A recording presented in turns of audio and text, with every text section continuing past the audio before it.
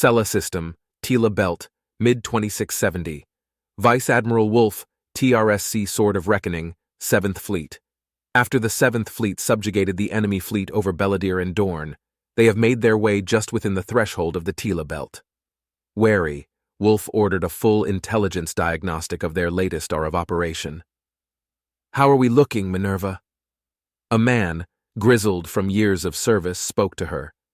"I have noticed a strong frequency that I have yet to catalog originating from deep within their system. I am attempting to recover intel related to my scans, but for now we should be fine within the asteroid belt," she reported. Streams of data were a constant, and she effortlessly interpreted it in a manner that would prove useful to her commanders. Drifting rocks here, speeding rocks there. All were standard according to her scanners utilized from the ship's systems. She went ahead and did a preliminary scan of the asteroid belt, looking for anything erratic. She noted nothing of immediate concern and relayed that to her commanding officer. The first sets of ships to enter the belt were a mix of corvettes and light frigates, evenly dispersed as they navigated the environment. "Minerva, scan for low frequency, something as small as an idle engine or traces of electrical consumption," Wolf commanded. He most likely wanted to try to utilize her to her utmost capabilities, testing the waters of what she can and can't do. She didn't know how well she can scan that in depth, but it was something she was keen to attempt. "Of course, sir." A pulse from a ping was sent out, taking in all forms of feedback that returned. Background radiation, signals from friendly ships, the behavior of the asteroids. Asteroids. She compared models of the nearby bodies with what she identified.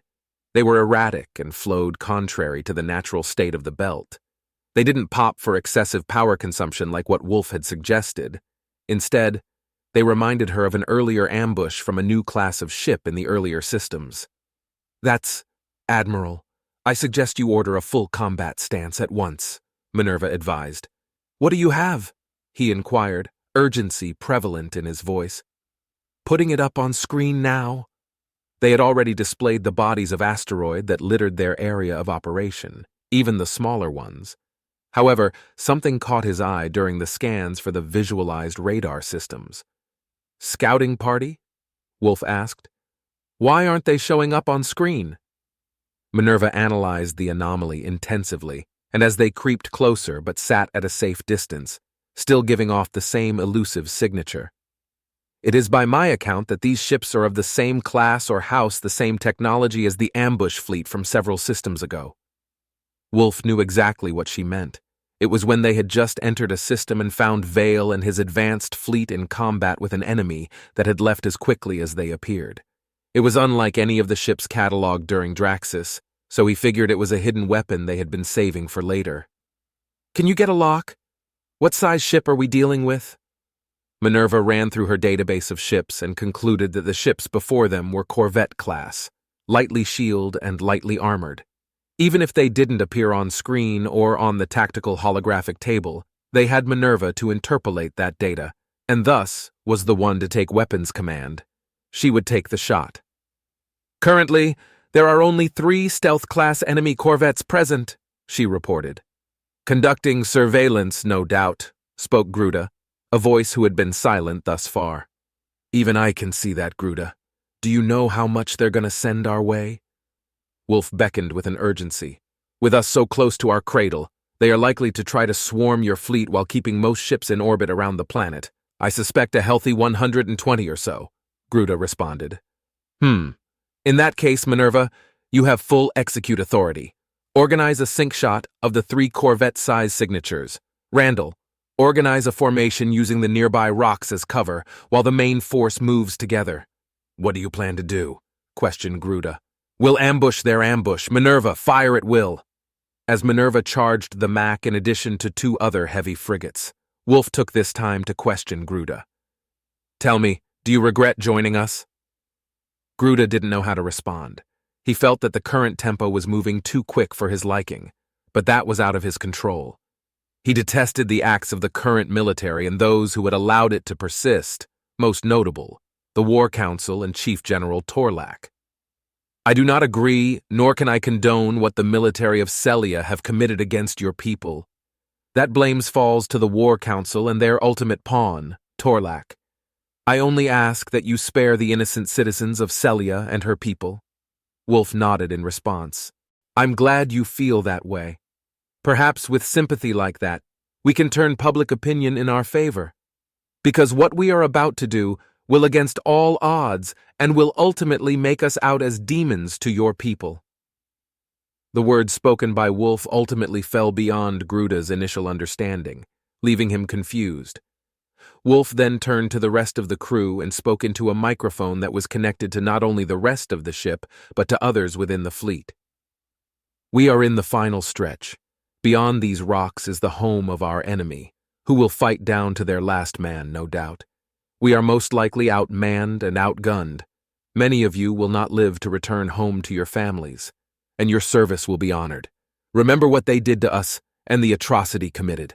Let these shots ring around the galaxy. Minerva, let 'em have it." She nodded and returned a prompt "yes, sir," before firing her main gun with two others, each at their victim. Within the midst of moving rock and debris, the magnetically accelerated rounds met a fraction of light speed, 0.4 the speed, in fact. The distance covered was only a matter of seconds before the rounds met their target. In a plume of exacerbated debris and fire, the slug met the enemy's shields and shattered them like a bullet through paper. It was instantaneous, the destruction wrought on the enemy as they did their jobs, waiting for reinforcements to join the fight. As if on cue, upon their destruction, a large fleet of enemy ships had entered near their sphere of the belt. Lighting up the tactical display and table light a Christmas tree, the amount of enemy indicators flooded the area. 110 enemy signatures accounted for, sir. I'm also picking up enhanced energy output for shields. It appears the enemy has undergone significant upgrades since the last we met." "Since last we met?" Wolf questioned. "Is it the same fleet we encountered at Draxis?" "Affirmative, except there has been an increase in corvette and frigate-class ships to their formation." "Are they in range to hail?" questioned Wolf. "I'm thinking we try Vale's tactic. It seems to work for the most part." "They are within range, but I must advise, their weapons are primed, and they will fire when they reach maximum effective range." "Put me through to their commander-in-charge," ordered Wolf. "Gruda, you're going to be up. I hope you have a speech prepared." Gruda visibly recoiled at the notion, but nodded in response. "I will. Do what I can." Minerva directed their gaze to the large screen at the rear portion of the bridge. A pending icon rotated in a circular motion in the center of the screen as they waited for the intended party to answer. After several moments, Wolf was anticipating to be met with the one who had caused all of this in the first place, but was met with an individual apart from whom he wanted to settle this matter with. Gruda had detailed their ranking structure before, and for commanders of fleets, markings would be on the sleeve of their attire ranging from 1 red mark up to 3. The 4th mark was reserved for the lone chief general, but the one on screen was only marked with 2 stripes, a chief captain. Gruda thought about why a captain was put in charge of a sizable fleet, such as the one before them. Captains would normally oversee a cruiser-sized ship with an escort of corvettes and frigates. The captain before them glared, first to the human admiral, then to Gruda. "I am Chief Captain Farlow," he introduced himself with clear disdain for those before home. "So, we have a traitor within the enemy's ranks. State your name, traitor." Wolf ignored their disposition and beckoned for Gruda to reply with a simple nod. "I am Gruda Arlesk, former chief commander of the once mighty Celian military." "Once?" the chief replied, anger visible from their tone. "The armies of Celia are great. We have fended off the armies of the Union, and we shall do the same with these Terrans." They spoke the name of their enemy with disdain, yet Wolf and many of the crew were unfazed. "You'd best mind your tongue, Captain," Gruda replied, his tone now reflective of his newfound allegiance. Anger now seeped in Gruda's voice, and a smirk appeared on Wolf's face. "For 5 systems, no, 7 systems, the Terrans drove away a campaign fleet and have now reached our home. You would do best to cease your aggression and let the Council pay for what they have done." "Lies! I have heard enough, traitor." The War Council knows of the transgressions of these Terrans, and they threatened our borders. What are we to do? Let them encroach on our rightly space?" As he spoke, Gruda noticed that the captain only regurgitated the standard propaganda of Polis. He was blind to the truth, and all present on the bridge knew this as well. "You speak for a treacherous council who commit crimes against sentience. They have allowed the enslavement of their people. They are not the aggressors, we were. I have proof for all in your fleet to see." Farlow raised his hands to stop Gruda mid-sentence. "I will not accommodate words from a traitor. The time for talk has gone. I suggest you make peace with your death." "Don't make a threat if you know you can't deliver," spoke Wolf, now breaking the silence of the fellow crew members. "You have 12 hours, Farlow," Wolf replied, and promptly cut the transmission, leaving Farlow stunned in response. Then, at the same moment, Wolf issued a series of orders to his crew. "Minerva, send an encrypted message to Athena. A 12-hour count." She nodded. "All stations, general quarters." The crew went from standing on the sidelines to issuing commands and executing all necessary orders for combat. Their minds were set, and they did so in perfect unison. "Sorry about this, Gruda. Sometimes you can't talk down an enemy when their mind was already made up." Gruda nodded to his consolation, if one could call it that. "Very well," he replied dejectedly, as the rounds of ships began to fire. The corvettes that maneuvered around the floating masses of rocks were the first to fire their volley of cannons and missiles. The enemy shields flickered as a response to the cannon fire until they broke with a dying simmer. A volley of missiles followed close behind a salvo of cannon fire with timed execution. With the shields down, the additional rounds from the cannons peppered the enemy hull, weakening it for the explosive reception of hellfire. Several enemy corvettes fell to the initial barrage. However, it was not a one-sided endeavor by the Terrans. The enemy corvettes were supplied by an escort of a frigate that delivered devastating return fire to the human corvettes. Instead of kinetic rounds, the enemy had opted for plasma-based weaponry. As darts of purples and blues littered the void as they met their mark, it devastated shields and hulls alike, and the human corvettes fell easily to its power. The outer flanks fell, overwhelmed by the numerical firepower of the enemy, and the surviving corvettes of the TRSC retreated. Corvettes in the outer ring of their formation were melted and ceased operation almost entirely, save for a few noble turrets that operated on the last of their crew and power. As the enemy ships flew by the remains, shots rang out from barely surviving crew of select ships, firing relentlessly into the exposed hulls of the enemy ships that wandered too close to the debris.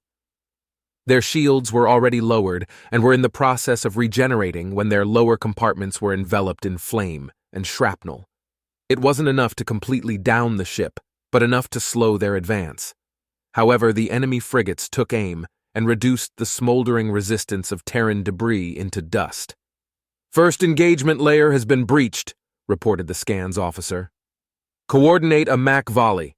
Target the larger ships with a missile salvo," ordered Wolf, "and target a deck cannon barrage on their life support systems if able.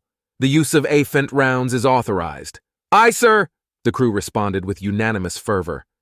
As the Celian Navy inched closer, the frigates of the TRSC Navy oriented their spinal magnetic accelerator cannons towards targets selected by Minerva.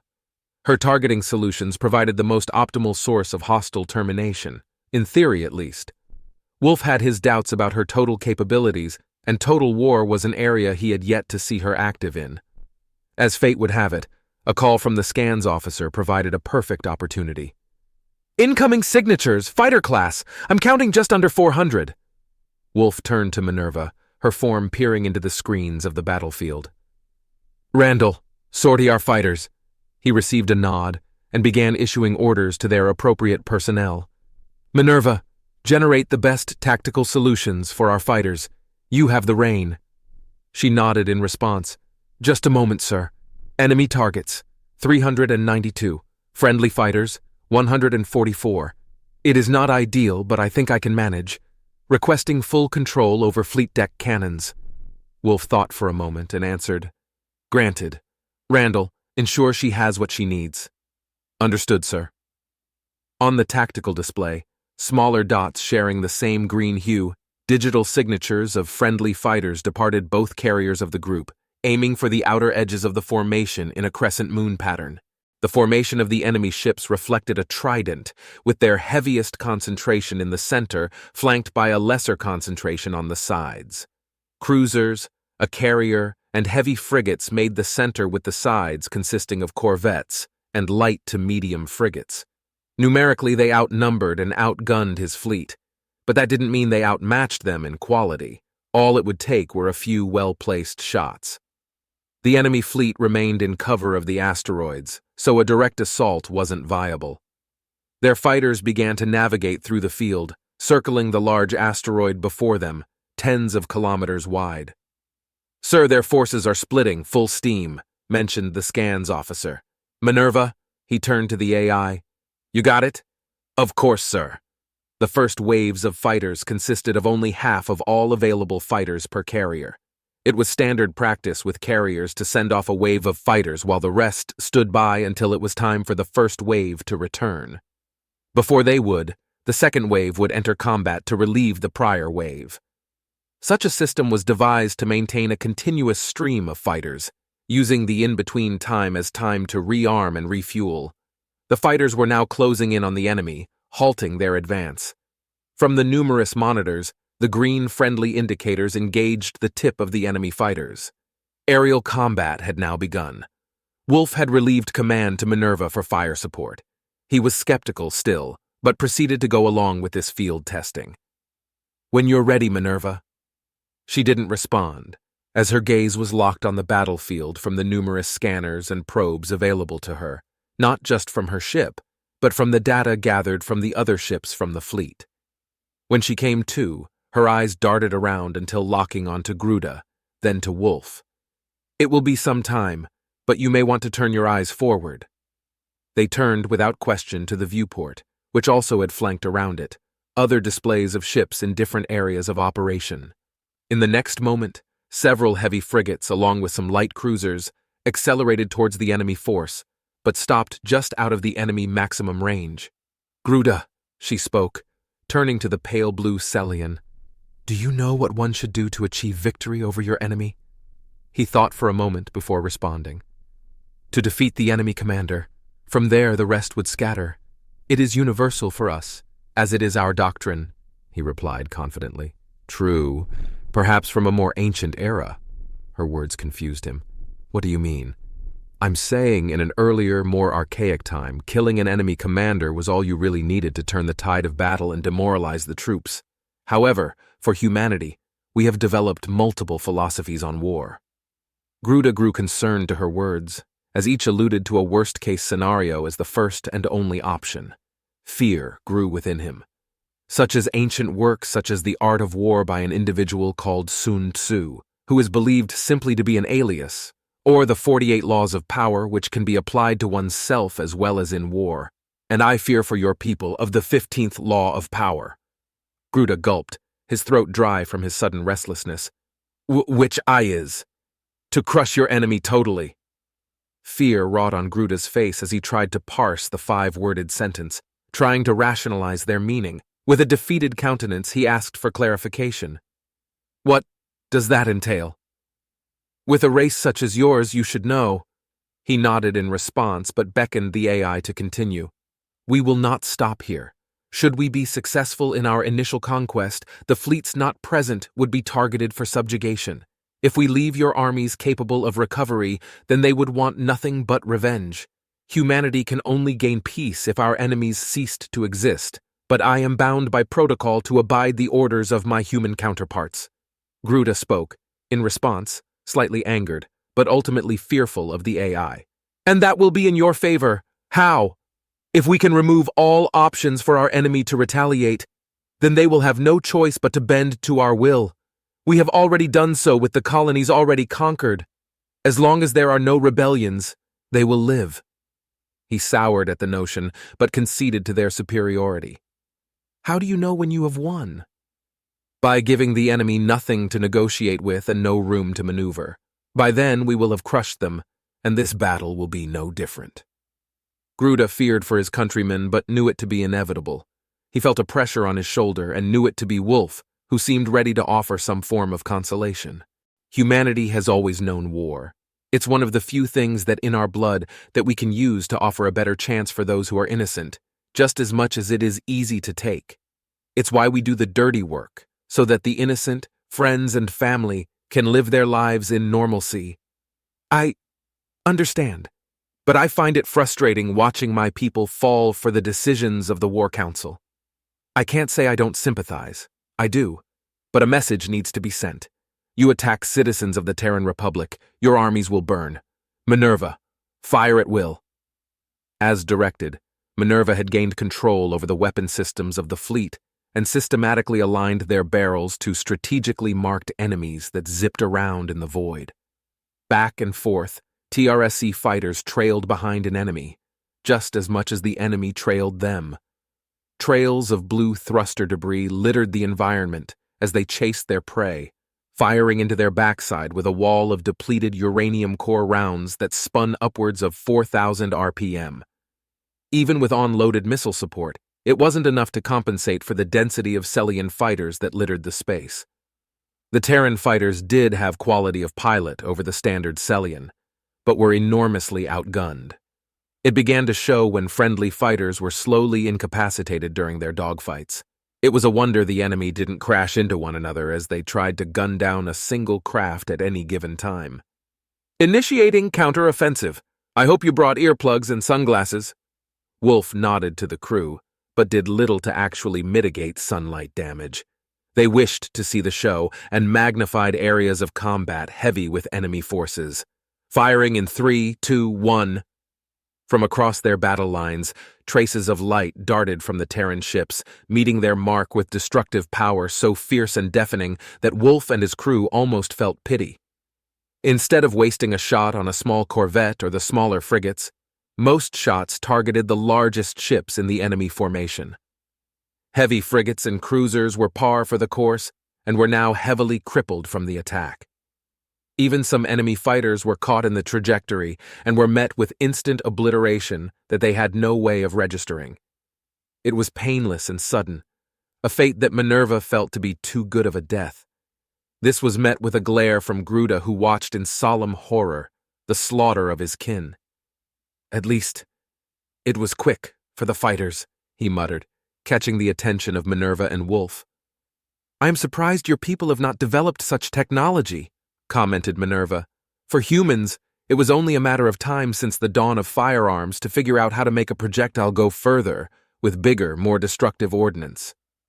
I'm sure I've said it before, replied Gruda, but Terran ingenuity is terrifying.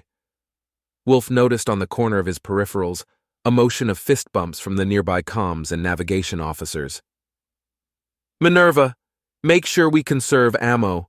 We still have a planetary blockade to fight, Wolf mentioned, enlarging that area surrounding the planet. Data from a dedicated scanner ship relayed the latest information as requested to supplement the scanners from the battle group. It was precise enough to gather data of larger signatures orbiting the planet, especially from within the Tila belt. Gruda was curious about the scanning capabilities of the Terrans, as was evident from his focused expression upon the tactical table. How are your scans so precise? As far as I'm aware, not even our best ships have scanning abilities like this, he said, looking at both the battlefield before him and the signatures orbiting Celia over yonder. Wolf answered, beating Minerva to the question. Warfare is more than just numbers and the enemy in front of you. What you need is information. I'm sure you're aware, Gruda nodded in response. Even long before commercialized space travel, my people have developed technology, advanced for its time, for the sole purpose of information gathering. By utilizing that information, you can then accurately determine the best course of action from troop deployment, such as here. Wolf pointed to a lightly covered area of space west of the formation in orbit above the capital city. His gaze was now focused as he analyzed the field with Minerva. The main fleet will engage on the left flank of the defense, which should keep us out of range of that station, said Wolf.